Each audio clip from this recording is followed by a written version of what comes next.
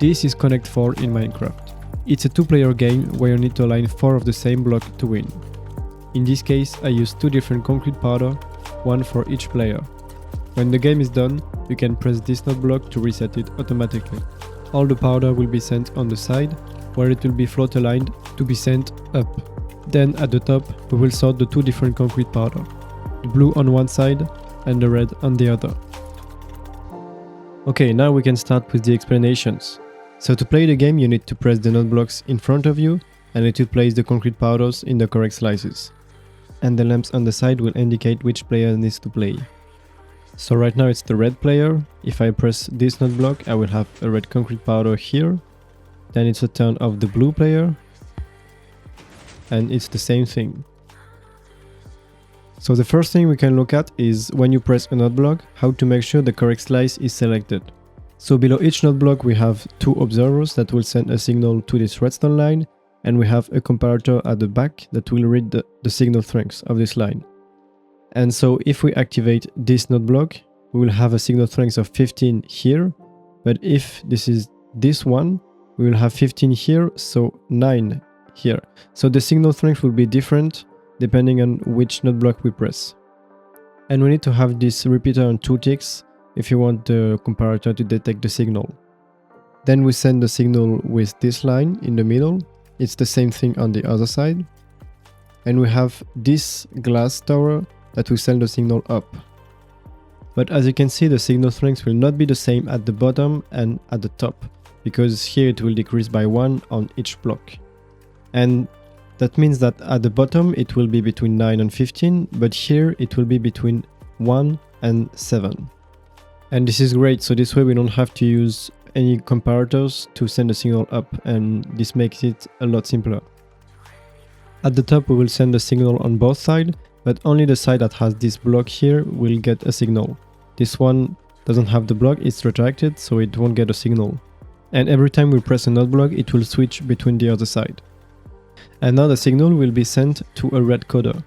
So this is a red coder, and that means that we will select only one of the 7 slices, depending on which signal strength we have in the beginning. So a signal strength of 1 will activate this one, and a signal strength of 7, it will activate this one. Right now it's 8, this is the input, so nothing will activate. But let's change it to 2, for example. So I'm activating this one. So then it will be 14 at this comparator. If I go up, it will be 6 here. Then it will go on the left side. But first we invert the signal. So here, instead of having 6, I will have 2. So I have 8 on this comparator, and 8 minus 6 is 2. And this is because at the bottom we'll have 1 is this one actually, and the 7 is this one. But at the top it's the opposite. 1 is here and 7 is here. That's why you have to invert it. And I can show you in a bit more detail how this works. If I remove the top line, only the bottom will be activated. So only the first 2 torches will turn off, which means the 2 top torches will be on. But we only want the second one to be on. So we input the same signal strength at the top, but minus 1. So instead of 2, it will be 1 to turn off this first torch. So only the second one will turn on. And the benefits of this is that you can only have 1 line to connect the bottom to the top instead of having 7 different lines on each side. And this method is basically called signal strength encoding. The last thing I have on this side are those 2 pistons. We trigger them with this node block and this observer. Every time this line triggers, it will move this redstone block from here to here, or the other way around. So that's it for the first part of the system. But now for the more interesting part is when you reset the game. So you just have to press this node block and it will reset the game entirely. It will be completely automatic. So all the blocks will be sent up, so it will go here and be sorted in the correct slice at the top. So the first thing we do is to retract these blocks. And for that we have a double piston extender. And this one is a bit bigger than a usual double piston extender because it needs to be slow. So I will just make a single module to show you why. So this is a single slice of the double piston extender. I can show it working. And as you can see, the retraction is pretty slow. You could make it faster by removing some delay here.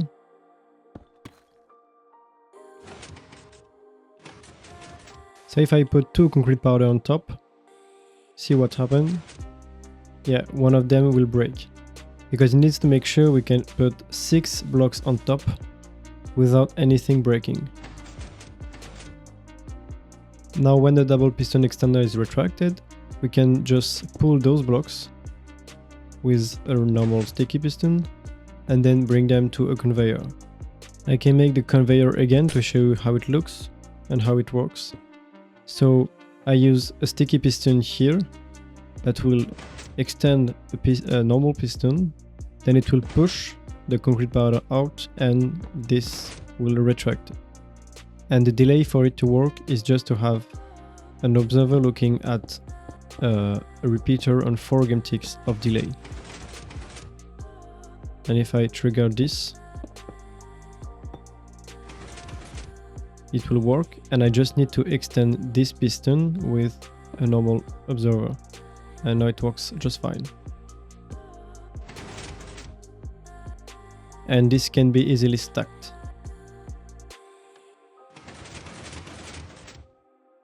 And this can actually be made a bit smaller if I remove these repeaters and just move the observer here. And now it also works except for the last piston, which will not retract, and I actually don't know why. That's why I kept with this design, even though it's a bit bigger, at least it works, even for the last one. So this is the conveyor, and it will bring all the concrete powder to the next part of the system, which will bring all the powder up to be sorted. And this part is actually really interesting, because it float aligns all the concrete powder to bring them up. And I will show you what I mean by float aligning. So you can float align a lot of entities, but it's easier to show with the minecarts. So if I place a minecart here and move this piston, of course it will not push it. But if I quick power this piston, it will move this minecart ever so slightly on this side, and now it will be able to interact with this slime block. But I can still place some blocks here. So if for example there are blocks in the way, it will still go through them. And this is really useful because now you can push an entity up just by having some slime blocks on the side, and you don't have to make it bounce from left to right. So this is really useful to transport an entity in a straight line. Now to do this with a gravity blocks like concrete powder, it's a bit more complicated because you can only float align it when it's falling down. So the way I did it is to have a wall here to detect when the sun arrives, then an observer, and then I will trigger this piston. So as soon as I will place this sand block, it will trigger this observer, then the sand takes 2 game ticks to start falling, and at the same time the piston will extend. But if I just place it here, it will move it on the side. That's why I have to place an immovable blocks like an ender chest. And now it should work. Yeah, but you can't really tell the difference here. To test it, you need to have a slime block and see if it gets moved. So I can just have the slime block here. If I have the slime block here, I don't need this block anymore. But I need to trigger this 2 game ticks later than this piston. And for that I can do this, and now it should work. Yeah. And by adding a piston here instead of the node block, you can make this piston retract the slime block.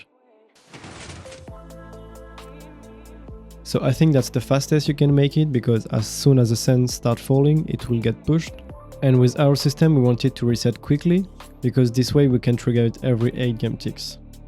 Then to add extensions, you just need to add more sticky pistons with slime blocks and connect them. And a nice way to trigger them was shown to me by Divided. With this setup you can send a 3 game tick pulse to the sticky piston. Okay, so I connected the input to this with the correct timings. Now let's see how it looks. As you can see, it will push the sand exactly when it arrives here. And with this kind of setup you can't have, for example, 1 game tick repeater here, because it will not work. but you can have it on 2. And now to add more extensions, you can add an observer here, and then the next sticky piston.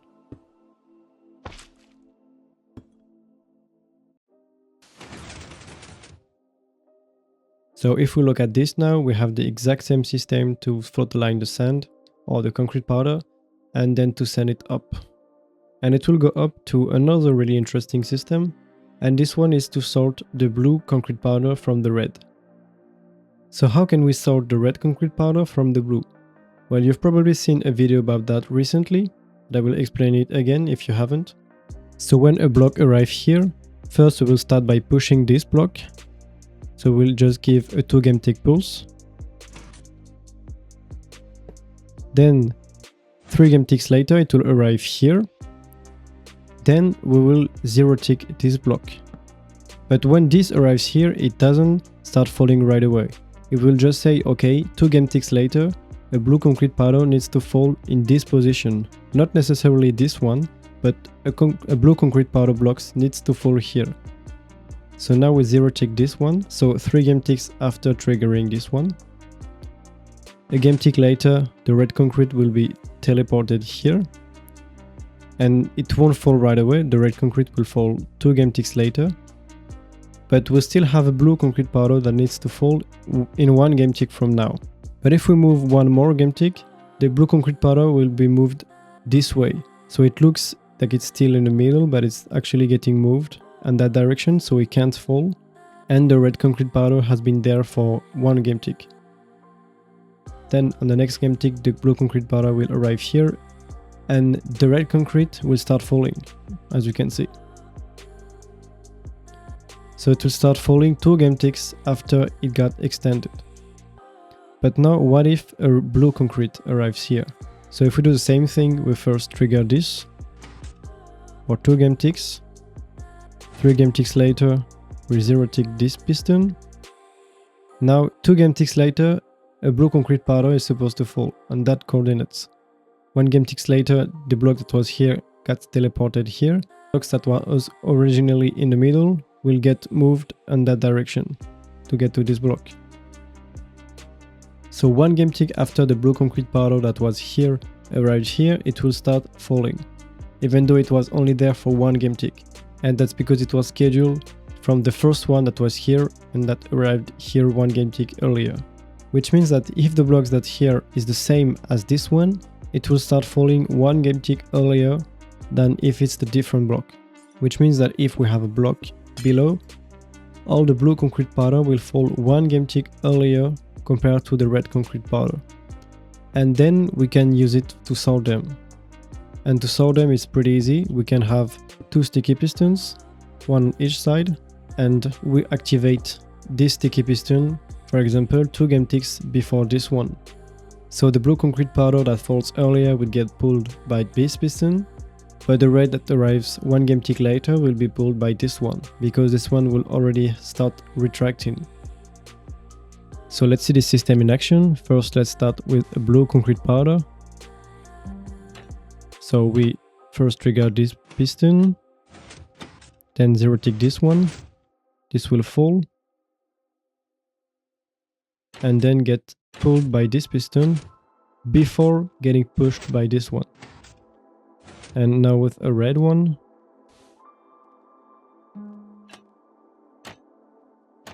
so it's the same thing first,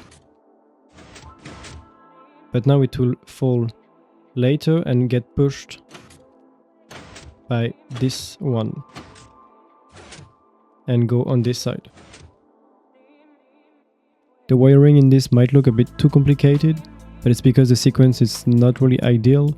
You first have to trigger this piston, then this one, this one, this one, and then this one. That's why it's a lot of observer spaghetti, but at least it's fully dustless. So if we look at it in the complete system, it's exactly the same. And also the reason why it's not symmetrical is because we need a hole here for the concrete powder to arrive. And as soon as it arrives here, it gets pushed by this piston to then get into the sorter. And then the blocks get stored back here. The last thing that I haven't shown yet is this part. This is just a counter, so we can trigger this conveyor 6 times, because that's the maximum height and the maximum amount of blocks that we can have. So we need to trigger it 6 times and then to turn the system off. And I won't really talk about it because it's really bad, it's too big, and I just didn't spend too much time on it. And when it turns off, it will send a signal here to retract this redstone block. Now I guess we can look at the system in action once again.